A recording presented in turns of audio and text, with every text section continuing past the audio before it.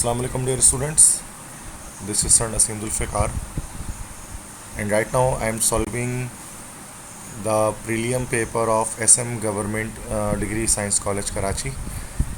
और एक स्टूडेंट ने ये सेंड किया है कि इसके करेक्ट MCQs जो हैं वो मैं बताने जा रहा हूँ। सेकेंड ईयर केमिस्ट्री के ही आज जो है वो सारे के सारे MCQs आ रहे हैं। जैसे ही फर्स्ट ईयर के आएंगे तो उसको भी सॉल्व करूँगा। तो 43 MCQs हैं न्यू पैटर्न के अकॉर्डिंग। तो फर्स्ट MCQs है the hydrides of beryllium and magnesium are called dash hydrides. तो ये होते हैं हमारे पास कॉम्प्लेक्स हाइड्राइड्स। सेकेंड है the outer orbit of hydrogen is half filled, therefore it should be placed in dash group of the periodic table. Half filled configuration के लिहाज से उसे 4 ग्रुप में होना चाहिए हाइड्रोजन को। थर्ड है sodium and reacts with oxygen forms dash oxide. Sodium हमेशा ऑक्सीजन के साथ रिएक्शन करके परऑक्साइड की फॉर्मेशन करता है, A option. Fourth, A is the element of 3A group while B belongs to 6A group. When A reacts with B तो क्या बनेगा, A+3 वैलेंसी और बी के ऊपर -2 वैलेंसी आ जाएगी। तो A2 और B3 ये हमारे पास बन जाएगा, डी ऑप्शन करेक्ट है। फिफ्थ है the element with atomic number 17 should be placed in dash group of the periodic table. ये असल में हमारे पास क्लोरीन है तो 7A ग्रुप में होता है वो।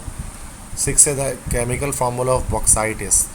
बॉक्साइट ये चैप्टर 4 से MCQs है। एल्यूमिनियम का ऑक्साइड और होता है बॉक्साइट, तो Al2O3.NH2 इसका फार्मूला होता है, डी ऑप्शन करेक्ट है। नेक्स्ट इसके बाद है the elements of dash group forms ions with charge +2। 2A group के आइंस +2 चार्ज बनाते हैं। 8th है the mixture of aluminium and ferric oxide is use in dash process. तो इसको थर्माइट प्रोसेस में यूज़ करते हैं फॉर वेल्डिंग पर्पस। चैप्टर 4 के MCQs है ये। 9th है the coordination number of zinc in this compound.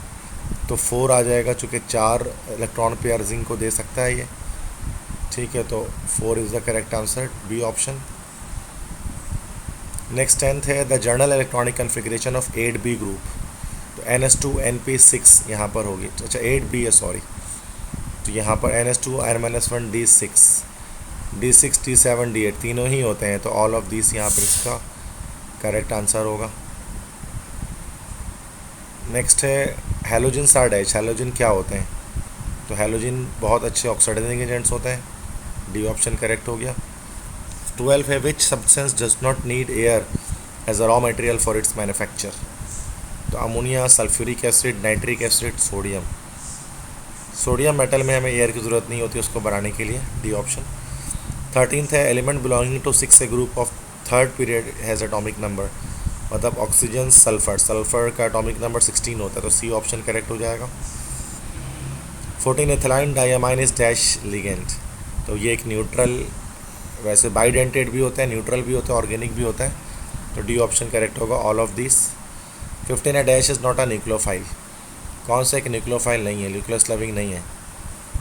तो यहाँ पर BH3 न्यूक्लियस लविंग नहीं होगा, बिकॉज इलेक्ट्रोफाइल होगा, चूँकि इसके पास इलेक्ट्रॉन की डेफिशिएंसी है। 15th nitric acid is manufactured by dash process. तो उस वर्ड प्रोसेस से बनाया जाता है, डी ऑप्शन करेक्ट है।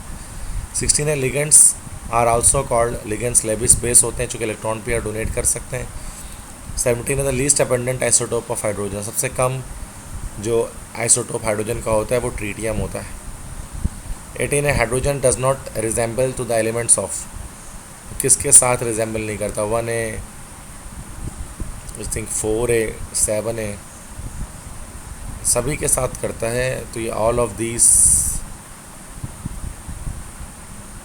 1A, अच्छा आई थिंक ये 5A है, तो 5A के साथ रिजेंबल नहीं करता, तो बी ऑप्शन करेक्ट है। 19th है high reactivity of sodium is due to. किस वजह से होता है भाई, that is due to low IP value. IP value बहुत लो है इसकी, जिसकी वजह से रिएक्टिविटी बहुत हाई है सोडियम की। 20 dash theory explains the colour of complex sign. तो क्रिस्टल फील्ड थ्योरी के थ्रू जो है वो कलर एक्सप्लेन किया जाता है कॉम्प्लेक्स साइंस का। 21 है the electrolytic process of purification of aluminium. इसको हम एल्यूमिनियम की प्योरिफिकेशन के लिए जो हम प्रोसेस इस्तेमाल करते हैं, जो इलेक्ट्रोलाइटिक प्रोसेस होता है, तो हमारा हुप्स प्रोसेस होता है, ए ऑप्शन करेक्ट है। 22 है which of the following is an oxidising agent. तो एसिड, नाइट्रिक एसिड हमारे पास एक ऑक्सीडाइजिंग एजेंट होता है, D option is correct. So these are 22 MCQs. Further MCQs are here. So MCQs number 23 से start करेंगे.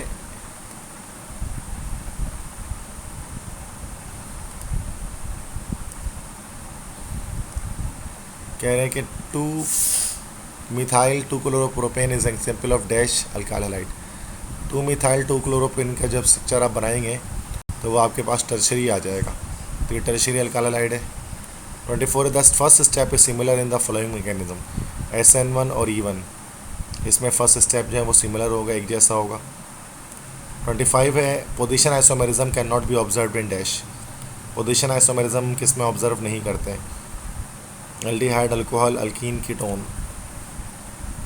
तो हमारे पास एल्डिहाइड में पोजीशन आइसोमेरिज्म ऑब्जर्व नहीं की जा सकती बिकॉज एल्डिहाइड हमेशा फर्स्ट कार्बन के साथ ही अटैचमेंट रखता है. 26 the electrophilic substitution reactions of benzene takes place in the presence of. तो ये होता है in the presence of Lewis base, Levi's acid, metal, non metal. तो electrophilic substitution reaction Lewis acid के प्रेजेंस में होता है. B option correct. 27 है blindness is caused by the deficiency of. Blindness किसकी वजह से होती है. विटामिन ए की डिफिशिएंसी की वजह से ब्लाइंडनेस जो है वो या अंधापन जो है वो होता है. 28 dash is the non sugar carbohydrate.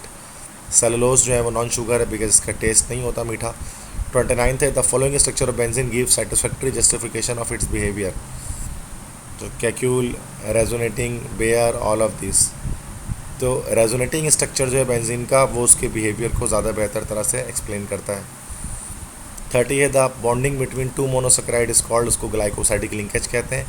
B option correct हो जाए, ग्लाइकोसाइडिक. 31 है which one of the following is a good source of retinol. तो रेटिनॉल का जो गुड सोर्स होता है हमारे पास तो वो आता है कैरेट से. रेटिनॉल हमें मिलता है. ठीक है. उसके बाद 31 के बाद 32 है glucose and fructose are dash. Monosaccharides भी हैं, कार्बोहाइड्रेट्स भी हैं, फंक्शनल ग्रुप आइसोमर्स भी हैं. तो डी हो जाएगा all of these. 33 alkyl halide give dash reaction with Na. Wurtz reaction देता है वो सोडियम के साथ. 34 है alcohols with 1 OH group are called. एक ही OH ग्रुप होगा तो उसको हम लोग कहते हैं मोनोहाइड्रिक अल्कोहल. 35 है primary alcohols upon oxidation. Primary alcohols की ऑक्सीडेशन होती है तो हमें एल्डिहाइड्स मिलते हैं. 36 है benzene was isolated by Faraday.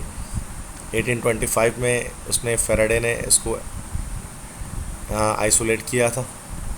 37 in dash Kekulé proposed resonating structure of benzene. इस तरह के MCQs नहीं आते जिसमें एयर पूछा जाए बिकॉज ये तो पाकिस्तानी स्टडीज़ का पेपर तो नहीं है.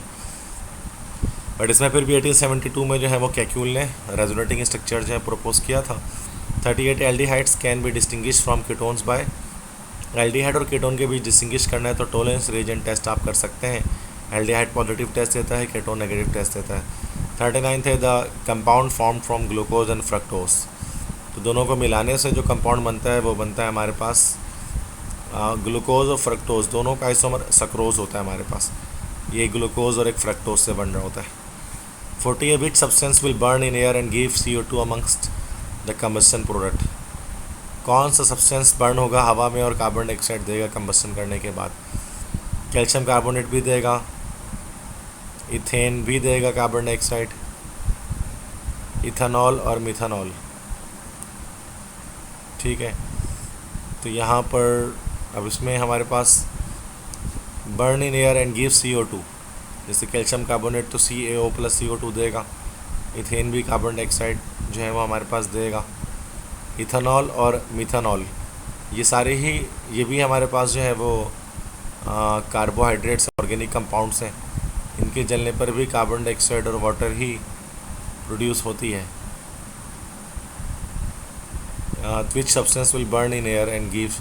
या शायद ये हो सकता है कि कैल्शियम कार्बोनेट जो है वो एंडोथर्मिक रिएक्शन दे रहा है जिसकी वजह से वह हवा में नहीं जलेगा और कंबस्टन नहीं करेगा. अच्छा, कैल्शियम कार्बोनेट की असल में डिकम्पोजिशन होती है. इस हवाले से 2, 3, 4 आई थिंक ये डी ऑप्शन इसका करेक्ट होगा. अच्छा, इसके बाद है 41 है which of the following is a Meta director. इनमें से कौन सा मेटा डायरेक्टर है जिसमें कार्बोक्सिलिक ग्रुप होगा, कार्बोनिल ग्रुप होगा, वो मेटा डायरेक्टर है. जैसे कार्बोक्सिलिक एसिड है. 42 है acetone reacts with Grignard reagent to form. Acetone जब रिएक्शन करेगा ग्रिग्नार्ड रीजन से तो वो टर्शरी अल्कोहल या 3 डिग्री अल्कोहल की फॉर्मेशन करेगा। 43 है Bakelite is a plastic formed by polymerisation of phenol and formaldehyde. ठीक है, तो हर ही कॉलेज के MCQs में आप देख सकते हैं कि बेकलाइट के बारे में जो है वो क्वेश्चन आस्क किया जा रहा है कि वो फिनॉल और फॉर्मेल्डिहाइड का कंडेंसेशन पॉलीमर है। ठीक है, तो ये सारे MCQs हमने SM साइंस कॉलेज के जो है वो सॉल्व किए हैं यहाँ पर। ठीक है, तो इसका जो लिंक है वो आपको PDF में आपको यहाँ जो है वो डिस्क्रिप्शन में मिल जाएगा। तो अपने फ्रेंड्स के साथ ज़्यादा से ज़्यादा इस लेक्चर को शेयर करें। इंशाल्लाह दोबारा मुलाकात होगी नए लेक्चर के साथ, तब तक के लिए अल्लाह हाफिज़।